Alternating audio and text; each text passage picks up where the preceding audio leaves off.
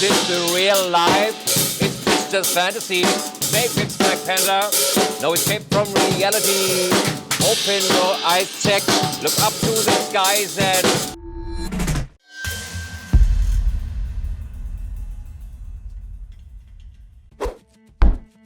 Hallo und herzlich willkommen zurück zu Drumtech TV. Für euch heute wieder am Start der Markus und der Matthias am Schlagzeug. Wir haben Quick Check Time, das heißt 5 Minuten Zeit, um euch ein tolles neues Produkt vorzustellen.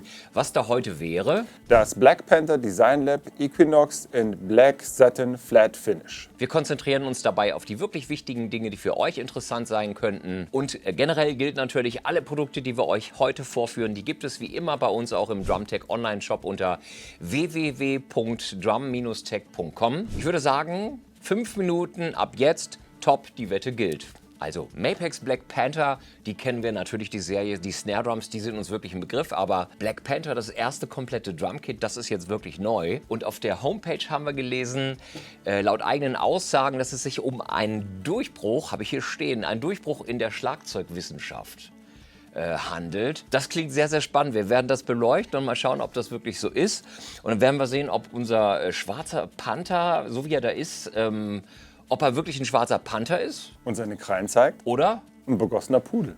Wir werden sehen. Wir starten mit den Kesselgrößen und mit der Farbe. Und zwar, wir haben einmal einen 10x7er Tom, einen 12x7,5er, einen Floor Tom in 14x13, eine zweite Floor Tom in 16x15 und die Bassdrum hat 22x16. Die Snare Drum ist eine Black Panther Metallic Snare Drum in 14x5,5er und das Finish heißt Black Satin Flat. Kommen wir zu den Features. Als erstes das Kesselmaterial. Es ist eine Hybridkonstruktion bestehend aus Padauk und Ahorn. Und Padauk, wer es jetzt nicht kennt, das ist ein rötliches afrikanisches Holz und das ist so besonders hartes Holz und es wird gerne eingesetzt für die Fertigung von Gitarrengriffbrettern. Das nächste Feature heißt Sonic Clear Bearing Edge und das kennen wir bereits vom Mapex Saturn Evolution. Genau, richtig. Und zwar handelt es sich dabei um die Gratung am Kesselrand.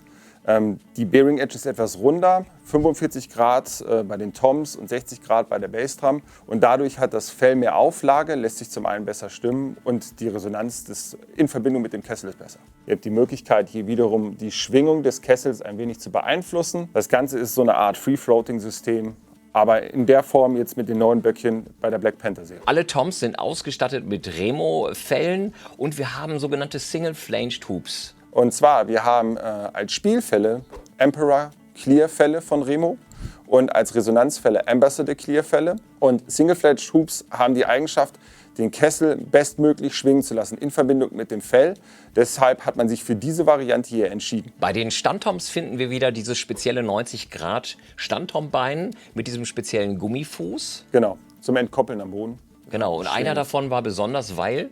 Du kannst ihn nochmal im Winkel verstellen. Also du kannst auch da nochmal in Sachen Neigung und eventuell sogar ein bisschen im Resonanzbereich modifizieren. Auch dieses Schlagzeug ist ausgestattet mit den sogenannten Airflow Ventings, Luftausgleichslöcher. Wie verhält es sich da? Und zwar haben wir hier eine unterschiedliche Anzahl an Air-Vents drin in den Kesseln verbaut. Und die sind so positioniert nach der Nodal-Positionierung, dass sie dort angebracht sind, wo die Resonanz nicht beeinflusst wird und der beste Luftausgleich stattfindet. Und Nodal kommt von Noble & Coley. Richtig. Okay. Ein weiteres Feature nennt sich Chambers Specific Design und das kennen wir ja noch von der Mapex Saturn Evolution Serie. Das heißt, je größer der Durchmesser, umso dicker auch die Lagen. Und zwar durch die Lagen oder zumindest die Dicke des Kessels beeinflusst man ja den Pitch. Ne? Wir haben beim 10er Tom 6 Lagen, a 5,8 mm Dicke. Beim 12er, 14er und 16er Tom haben wir auch 6 Lagen, aber mit 6,5 mm Dicke.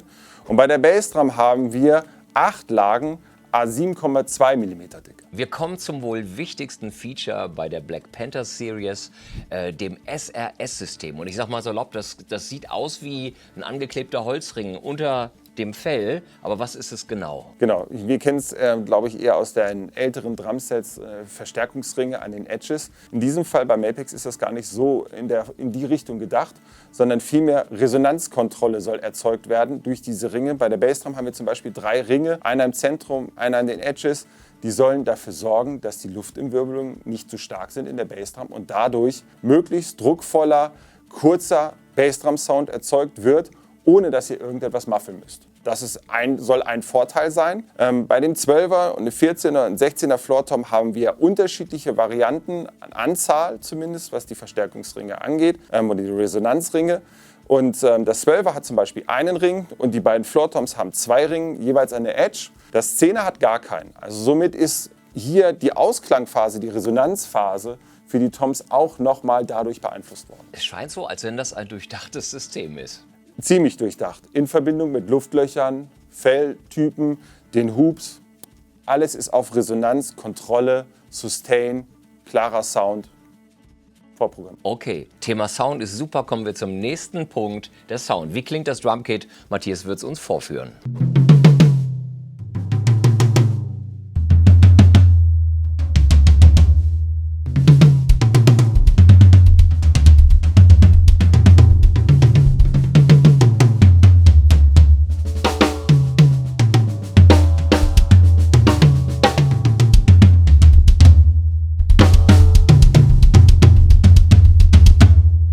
Also was man jetzt schon sagen kann, sehr kontrollierter, sehr druckvoller Sound. Ich freue mich schon auf die Sound-Demo, die wir natürlich dann separat wieder online stellen werden für euch.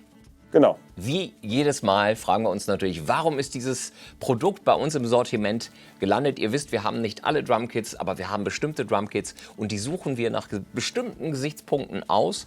Warum ist der Black Panther bei uns im Sortiment? Zum einen aufgrund der Art, wie es konstruiert wurde, ne, wofür es steht. In diesem Fall hat man, glaube ich, auch gerade bei der Sounddemo recht gut hören können. Es hat einen unglaublichen, klaren, brillanten Sound. Die Standtoms können extrem fett, tief agieren. Die Bassdrum ist schon kurz und wir haben nicht wirklich viel drin liegen. Wir haben was drin liegen, Achtung. Aber an sich, preis-leistungstechnisch gesehen, müssen wir mal wieder sagen, hier ist so viel drin verbaut im Vergleich zur Konkurrenz, dass man hier auf jeden Fall, wenn man nach einem top klingenden Schlagzeug schauen möchte und sein Geld investieren möchte, dass man sich dieses Set unbedingt anhören muss. Genau. Und wir haben ja über diese ganzen Features eben schon gesprochen. Ich glaube, das Besondere ist einfach die Kombination dieser vielen Features. Ja. Dass es so klingt, wie es klingt, und das macht es wirklich besonders. Dinge, die ihr vielleicht beachten solltet, Dinge, die uns aufgefallen sind, kommen nämlich jetzt. Und zwar zum einen, auch wenn damit beworben wird, dass die Bassdrum ohne möglichst viel Dämpfung, man muss nichts reinlegen, bespielbar ist.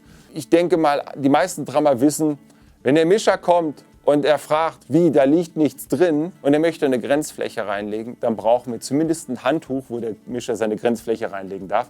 Ergo, man kommt meist ja auch nicht darum rum, wenn man das Set live spielt, dass man etwas drin liegen hat oder drin liegen haben muss, weil die Mischer gerade für Grenzflächen gerne immer ein bisschen Futter haben wollen. Das nächste ist, beim Fellwechsel ist aufgefallen, die Krallen. Wir haben hier so schöne Gussteile an dem Hub, an dem Single-Flanged-Hub. Die Krallen lassen sich leider nicht, so wie bei anderen Herstellern, zur Seite wegbewegen. Ich muss sie ganz abschrauben quasi. Muss sie ganz abschrauben. Das sind 2 Teile. Das wäre natürlich ein cooles Feature gewesen, wenn man die Krallen so nutzen kann, dass man nur noch den Hub abziehen muss. Sie bleiben noch dran mit dem Gewinde in der Hülse. Und man kann den Fellwechsel vollziehen und dann steckt man wieder die Krallen auf. Das ist ein weiterer Punkt gewesen, wo ich sagen muss, okay, das muss man in Kauf nehmen. Ansonsten ist es ein super abgestimmtes Drumset. Die 3 Tuning-Varianten, die wir in den Tuning-Videos zeigen, haben hier ihre volle Daseinsberechtigung. Es ist extrem cool zu spielen, für einen Schlagzeuger zu hören, wie es sich in unterschiedlichen tonalen Varianten anhört. Also es macht einen Riesenspaß. Ich kann mich auch noch erinnern, gesehen zu haben, dass du Spaß gehabt hast, die Mikrofone anzubringen. Das sollten wir vielleicht noch erwähnen. Genau, da sagst du auch was. Ihr solltet für gerade die Equinox-Variante, weil die Equinox-Variante die Single-Flanged-Tube-Variante ist, auf jeden Fall bessere Mikrofonklemmen haben als wir.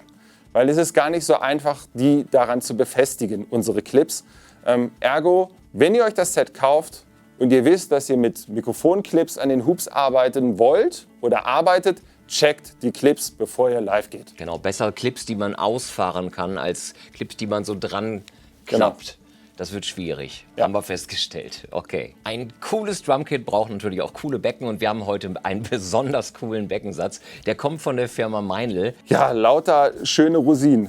Zum einen, wir haben hier eine 15er Extra Hand-Hammered Pure Alloy Hyatt. Wir haben das Smack Stack, das ist, ich glaube, der Renner schlechthin da draußen. Klingt tierisch, macht einen geilen Clap-Sound, muss man echt mal sagen. Dann haben wir einen Bisense 18er Extra Thin Hammered Crash, Pure Alloy Ride-Becken und zwar ein 22er Medium Ride. Und dann haben wir hier ein, lass mich kurz checken, 18er Trash Crash von der Alloy-Serie. Und wir haben einen Classic Custom Stack und eine Crusher Head von Benny Grab. Von Betty. Das Ding ist auch richtig cool. Zum Thema unterschiedliche Konfiguration und Fellspannung. Also das ist ja ein streng limitiertes Drumkit. Das heißt, wir haben hier in Deutschland roundabout 10. Ja, 10, 12 für die erste Zeit.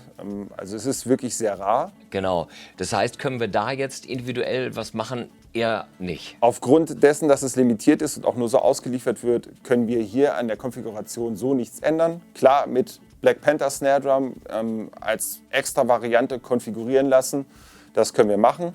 Was wir aber weiterhin anbieten werden, ihr könnt die Fellart ändern, den Felltypen, wenn ihr das möchtet.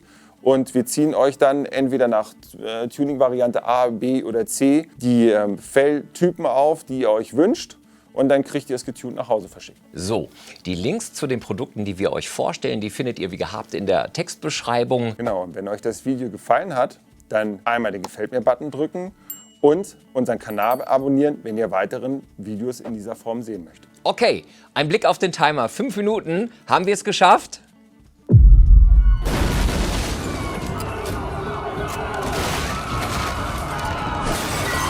Oh nein, Scheiße. Danke für euren Support und bis zum nächsten Mal. Okay, weil tatsächlich, das ist dieses Mal ungefähr 30% lauter. Ja, geil, oder? Also- ist das Schlagzeug nicht geil? Ja, es ist nicht geil. Das ist geil. Das sollten wir vielleicht so einbauen. Ich glaube, es war nicht sauber, oder? Ich muss das nochmal üben. Scheißegal. Er kann.